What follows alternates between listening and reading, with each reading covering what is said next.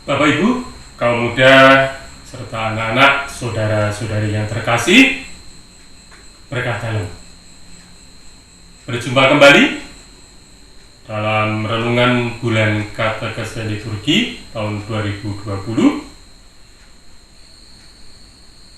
Pada bulan Mei ini, adapun tema yang diambil pada hari yang ke-14 ini adalah Pelagianisme baru dan Gnostisisme baru.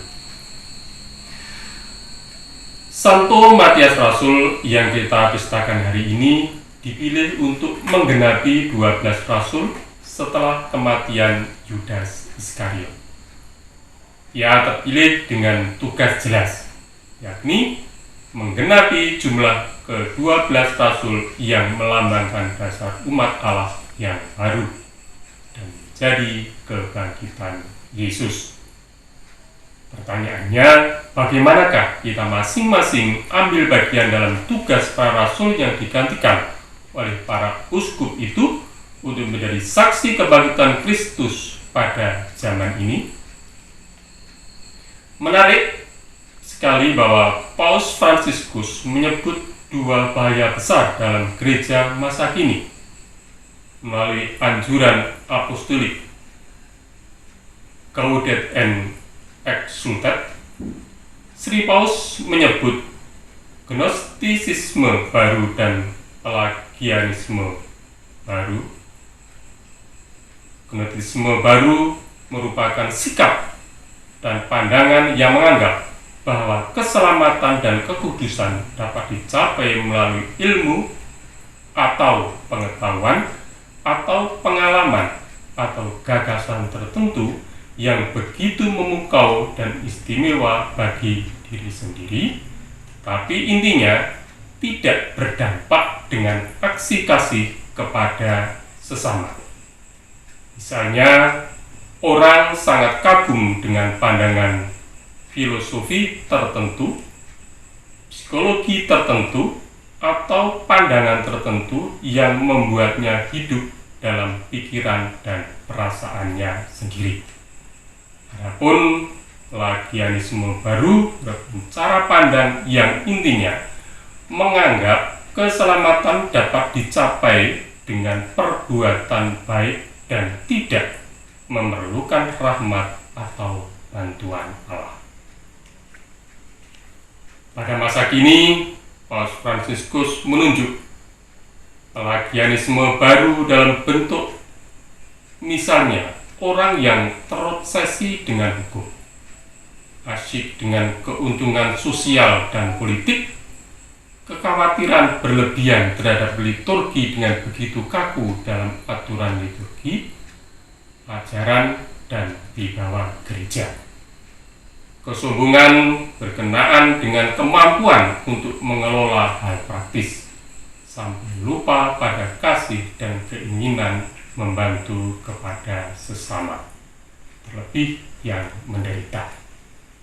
Kalau begitu, menjadi saksi kebangkitan Kristus pada zaman ini adalah menghidupi dan terus belajar menjadi semakin rendah hati dengan membiarkan diri diubah oleh karunia Tuhan dan secara konkret menghindari Gnostisisme baru dan Pelagianisme baru.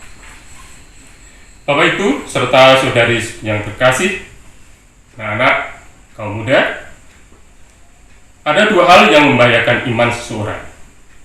Pertama, ketika orang menganggap bahwa keselamatan dan kekudusan dapat dicapai melalui ilmu pengetahuan dan pengalaman atau gagasan tertentu yang begitu memukau dan istimewa bagi diri sendiri, tapi intinya tidak berdampak dengan aksi kasih kepada sesama.